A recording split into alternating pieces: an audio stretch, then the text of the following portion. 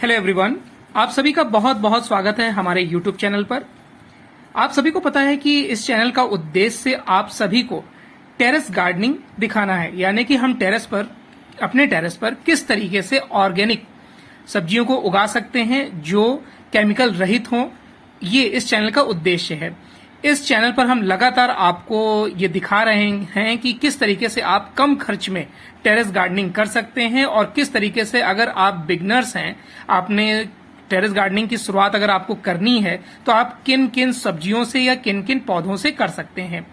उसी क्रम में आज हम आपको एक नई सब्जी जो टेरेस गार्डन पर बहुत आसानी से लगाई जा सकती है उसको दिखाने वाले हैं। इसकी मिट्टी किस तरीके से तैयार की जाएगी ये बताएंगे और ये कब कब लगाया जा सकता है, इस सभी विषयों पर यानी इस सभी बिंदुओं पर हम विस्तार से आज के इस वीडियो में चर्चा करेंगे।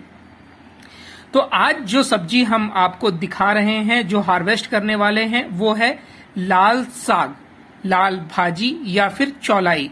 इनको 3 नाम से भी जाना जाता है इस सब्जी को, यानी ये जो पौधा है जो आप देख रहे हैं इसको 3 नामों से जाना जाता है। अब हम बात करते हैं इसके गुणों की। चौलाई साग जो है, जिसे लाल साग भी बोला जाता है, ये विटामिन का बहुत ही प्रमुख स्रोत होता है, विटामिन ए और सी का। ये ए और सी इसमें भरपूर मात्रा में पाया जाता है। आंखों की रोशनी के लिए अच्छा होता है, ब्लड प्रेशर को कंट्रोल करता है और आपके जो आंत है, लीवर है, उसको भी ये क्लियर करता है। तो इसलिए भी ये एक विशिष्ट सब्जी मानी जाती है, यानी कि एक अच्छी सब्जी मानी जाती है। उसके बाद अब हम आपको बताते हैं कि इसको हम कौन से महीनों में लगा सकते हैं। तो चौलाई साग को आप मार्च से लेकर सितंबर तक लगा सकते हैं, जो कि ये आसानी से ग्रो हो जाएगा। हमने इसे जून एंड में लगाया था और ये हम जुलाई एंड जो चल रहा है उसमें इसको हार्वेस्ट कर रहे हैं, जैसा कि आप देख रहे हैं। 1 महीना लगभग लगता है इसको अपने पीक पर आने में, 45 दिन भी बोल सकते हैं। हालांकि हमने इसे जब लगाया था इन बीजों को तो उस समय गर्मी बहुत ज्यादा थी, इसलिए पौधों को जर्मिनेट होने में समय लगा, इसलिए पौधे बहुत ज्यादा हेल्दी भी नहीं है। लेकिन हाँ, इतना है कि हमें आसानी से एक फैमिली के लिए ये पत्ते और डंठल मिल जाएगा। तो हमें इसे मार्च से लेकर सितंबर तक उगाना है। उसके बाद इसके लिए हमें मिट्टी कैसी तैयार करनी है। इसमें हमें नॉर्मल गार्डन सॉइल लेनी है, यानी कि मिट्टी लेनी है। उसमें आपको काऊ डंग या फिर वर्मी कंपोस्ट खाद के रूप में मिलाना है। आप नीम खली या सरसों खली का भी प्रयोग कर सकते हैं। उसके अलावा जो सबसे महत्वपूर्ण है, आपको इसमें थोड़ी सी रेत को भी मिलाना होगा। रेत को मिलाने का मतलब इसलिए भी जरूरी है ताकि मिट्टी जो भुरभुरी बनी रहे, वो आवश्यक है, ताकि इसकी जड़ें जो हैं वो आसानी से अंदर तक जाएं। यानी कि जो लाल साग होता है उसको भुरभुरी मिट्टी की आवश्यकता होती है।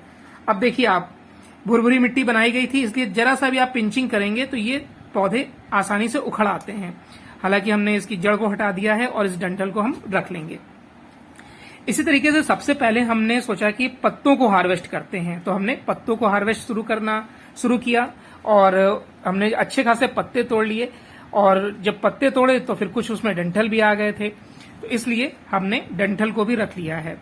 अब आपको बताते हैं कि इसके लिए आपको कितना गहरा पॉट चाहिए या फिर कितना चौड़ा पॉट चाहिए।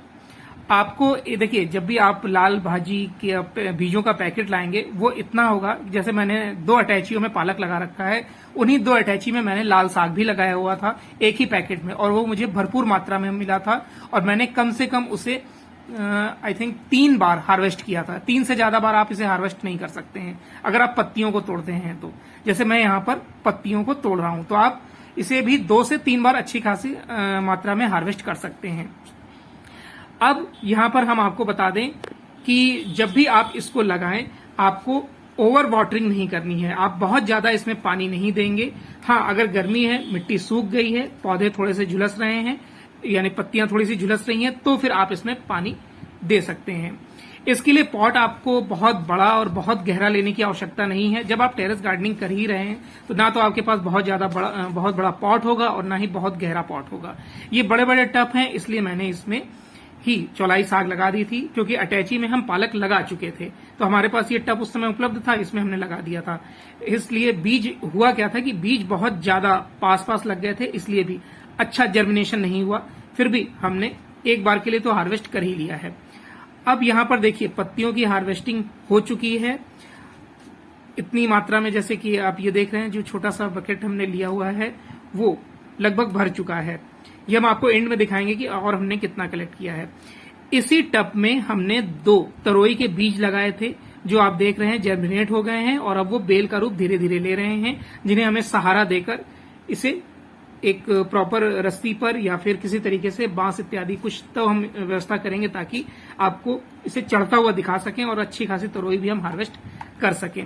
तरोई का भी सीजन है, आप भी इस समय भी तरोई लगा सकते हैं जो टेरेस गार्डनिंग करना चाहते हैं।